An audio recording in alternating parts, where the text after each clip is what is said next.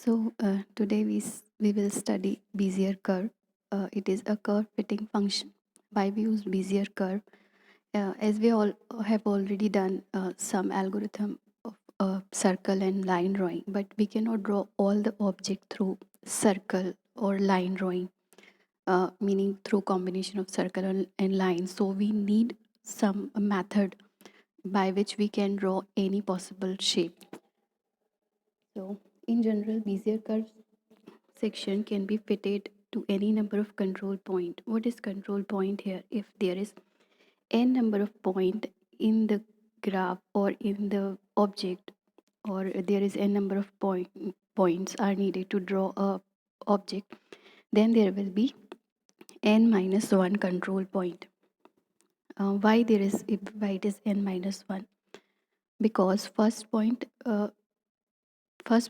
do not give a direction to the curve. For example, if it is a curve and we can draw here this first control point, second, third, fourth. You can see that the first point, the initial point, is not controlling the curve. Why it is not controlling? Because it is not giving direction to the curve.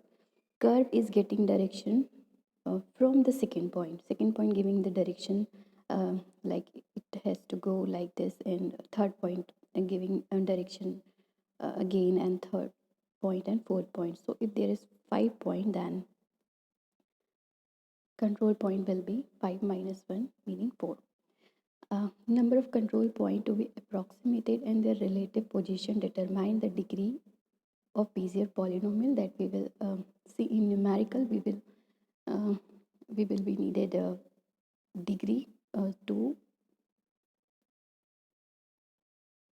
calculate the values to draw the graph values, meaning pixels, coordinates. So Bezier curve, there is n control point. We can say that total number of positioning point will be n plus 1, meaning if there is n plus total number of point are n plus 1, then minus 1 will be controlling point. These coordinate points can be blended to produce the following position vector CU. We will see the equation of CU in next slide, which describe the path of an approximating Bezier polynomial between P0 to Pn. P0 to Pn meaning the lowest and the highest point. Here is the equation of Bezier curve CU equal to pk, bk and u, and where u will be lies between 0 and 1. When we do the numerical, we will set value of u between 0 and 1. There are some properties also of Bezier curve. According to the degree of curve, the curve name is defined. For example, in parabola there are 3 point and there are 2 controlling point. For cubic curve there are 4 point and 3 controlling point. The curve passes through the first and last point named as P0 and Pn. There is another term here in Bezier curve is convex hull. Convex hull is boundary by which the graph is passed. You can see in the diagram the first and last point will be lies always on the convex hull, while other point can be interior point. यहाँ पर जैसे आप इस diagram में देखेंगे तो first and last that is 9 ये convex हल यानी कि बाउंड्री पर है, जबकि कुछ पॉइंट्स से 3, 4, 5, 6, 8, 9 वो बाउंड्री पर नहीं है. तो ये बीजर का एक प्रॉपर्टी है. First and last will be lies on convex hull always, while other can be in interior. Control point moving भी हो सकता है, जैसे यहाँ पर P1 पॉइंट कंट्रोलिंग पॉइंट है जो P0 को डायरेक्शन दे रहा है किस डायरेक्शन में जाना है. It can move right and left also. The point that corresponding to U on the Bezier curve is the weighted average of all control point where the weights are the coefficient of BK and यहाँ पर हम weighted sum calculate करेंगे sigma जैसे लगा हुआ है equation में. तो ये इसको न्यूमेरिकल में देखते हैं. कंट्रोल पॉइंट एक से ज़्यादा भी हो सकते हैं, जैसे यहाँ पर P1 के थ्रू भी कर्व कंट्रोल हो सकता था, लेकिन अगर ज़्यादा कंट्रोल पॉइंट होंगे तो कर्व ज़्यादा स्मूथ होगा. क्लोज बीजियर कर्व जहाँ last and first control point same होगा तो वो क्लोज बीजियर कर्व होगा. Construction of Bezier curve. तो हमारे पास ये कुछ इक्वेशन है, C U equal to P K B K N U and where U lies in between 0 and 1। अब हम यहाँ ये आपको दो टर्म्स दिख रही हैं, पी के N B K N. B K N को रिप्लेस करेंगे सी एन के यू के 1 माइनस यू एन माइनस के से, जहाँ पर फर्दर सी एन के को रिप्लेस करेंगे। C N K combination formula है, परम्यूटेशन कॉम्बिनेशन फॉर्मूला हम सभी को पता है।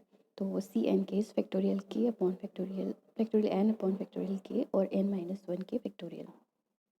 तो हम पहले सी के इक्वेशन में बी इक्वेशन पुट करेंगे एंड बी इक्वेशन में कॉम्बिनेशन पुट करेंगे। देन फर्दर ये एक बीजर कर्व ड्रॉ किया है। इस ऐसा ही कर्व अभी हम फर्दर न्यूमेरिकल में देखते हैं। बीजर कर्व जहाँ एन कंट्रोलिंग पॉइंट 3 है उसके लिए ये 3 इक्वेशन ड्राइव हुई हैं, ये भी हम न्यूमेरिकल में देखते हैं। ये एक न्यूमेरिकल है, इसमें दिया है Bezier curve passes through points 1 1 3 1, meaning इसका बीजर कर्व जो है वो 1 1 से स्टार्ट हो रहा है एंड 3 1 पे एंड हो रहा है and control by points 2 3 and 4 3। उसको कंट्रोल 2 3 एंड 4 3 पॉइंट कर रहा है, मीनिंग पहला फर्स्ट पॉइंट 1 1 होगा, देन वो 2 3 पे जाएगा, देन 4 3 पे एंड 3 1 पर होगा। क्योंकि यहाँ टोटल नंबर ऑफ पॉइंट्स 4 हैं एंड फर्स्ट पॉइंट कभी डायरेक्शन नहीं देता, डायरेक्शन कर्व को सेकेंड पॉइंट से मिलना शुरू होती है, तो total number of control point 3 हो जाएंगे। अब हम इसमें फॉर्मूला अप्लाई करेंगे जो हमने पिछली स्लाइड्स में देखा था। देन पहले सी, ये this is the first formula and इसमें बी के एन की जगह हम पुट कर देंगे ये पूरा इक्वेशन एंड यहाँ बी के एन में जो सी एन के है वो कॉम्बिनेशन है। तो कॉम्बिनेशन हम सभी को फॉर्मूला मालूम है, क्योंकि यहाँ 3 कंट्रोलिंग पॉइंट है तो हमें 3 0 3 1, यहाँ एक करेक्शन है, ये 3 2 है एंड ये 3 3 है। 3 0 3 1 3 2 एंड 3 3 ये हमें कैलकुलेट करना है। तो सी एन के पहले 3 0 निकाला, meaning factorial 3 divide by factorial 0 multiply factorial 3 minus 0, इसे हम कैलकुलेट करेंगे तो ये आएगा factorial 3 divide factorial 3 meaning 1। Then K का वैल्यू बढ़ेगा, जैसे कि आप देखेंगे कि इक्वेशन में के 0 टू n लाई कर रहा है, तो के का वैल्यू 0 टू अब 1 हो जाएगा 1। देन फैक्टोरियल n के will be factorial 3 upon factorial 1 in multiply factorial 3 minus 1, इसको हम सॉल्व करेंगे, देन वैल्यू हमें मिलेगी 3। देन फैक्टोरियल देन हम C3 2 कैलकुलेट करेंगे, एक्चुअल में ये 3 2 है, please consider it is 3 2 and it is 3 3। इसको सॉल्व किया तो हमें 3 वैल्यू मिलेगी एंड 3 3 को सॉल्व किया तो हमें 1 वैल्यू मिलेगी। हमने कॉम्बिनेशन कैलकुलेट कर लिए हैं, कॉम्बिनेशन को हम last formula meaning B U में यहाँ कॉम्बिनेशन की जगह ये चारों वैल्यू पुट कर देंगे। तो बी एन के में यहाँ जहाँ कॉम्बिनेशन है, ये कॉम्बिनेशन, इसमें हमने ये वैल्यूज़ पुट कर दी, यहाँ 1 3 3 1, इट इज़ 1 3 3 1 जो हमने कैलकुलेट की थी वो वैल्यूज़ पुट कर दी एंड रिमेनिंग आप देखेंगे क्या लिखा हुआ है, यू के 1 माइनस यू एन माइनस के, तो यू पावर 0 क्योंकि यू का वैल्यू 0 है and 1 minus U N minus K meaning N 3 and U is 0, तो टर्म्स आ रही है 1 minus U cube. Similar 1 3 calculate करेंगे, 2 3 एंड 3 3, तो हमारे पास 4 टर्म्स आ गई हैं इससे, दीज आर 4 टर्म्स, ये 4 टर्म्स मिली हैं हमें। इन टर्म्स को हम अब इस इक्वेशन में पुट करेंगे। तो अब हम क्वेश्चन पर आते हैं। इक्वेशन बनने के बाद क्वेश्चन में 4 पॉइंट गिवन थे, 1 1 2 3 4 3 एंड 3 1। हमें कर्व ड्रॉ करने के लिए एक्स एंड वाई दो कोऑर्डिनेट की ज़रूरत होती है। जब हम एक्स कोऑर्डिनेट निकालेंगे तो इस इक्वेशन में ऑल एक्स प्लेसेस पर ये जो P0 P1 P2 P3 में एक्स कोऑर्डिनेट है उन्हें पुट करेंगे, मीनिंग पहले P0 की जगह जब हम x निकालेंगे तो 1 पुट करेंगे, P1 की जगह 2 पुट करेंगे, P2 की जगह 4 एंड P3 की जगह 3, एक्स कोऑर्डिनेट कैलकुलेट करने के लिए। जब हम y कोऑर्डिनेट कैलकुलेट करेंगे तो p0, p1, p2, p3 का y कोऑर्डिनेट इक्वेशन में पुट करेंगे। मीनिंग p0 की जगह 1, यहाँ आप देखेंगे कोऑर्डिनेट 1 1 है तो x y का वैल्यू भी 1 है। यहाँ कोऑर्डिनेट 2 3 है तो y का वैल्यू 3 है, तो हम p1 की जगह 3 पुट करेंगे, p2 की जगह 3 पुट करेंगे, p3 की जगह 1 पुट करेंगे। देन ये हमारा इक्वेशन जो हमने ड्राइव किया था, this is the equation.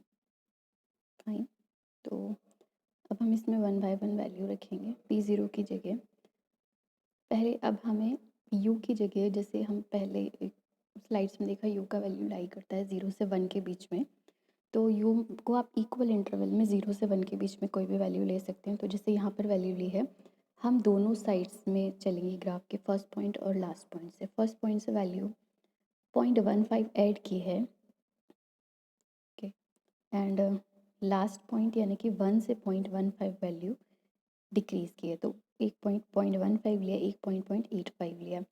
Then again 15 में 20 ऐड किया है, देन 85 में 20 सब्ट्रैक्ट किया है, एंड देन मिडिल पॉइंट। तो ये इक्वल इंटरवल से हमने 5 वैल्यू ली है, 0.15, 0.35, 0.50, 0.65 एंड 0.85। u की जगह 0.15 रखेंगे, तो यहाँ इस पूरा इक्वेशन में भी u की जगह 0.15 रखेंगे। मीनिंग p0 मल्टीप्लाई 1 माइनस 1.5 का क्यूब, तो उससे ये टर्म आया है 0.614।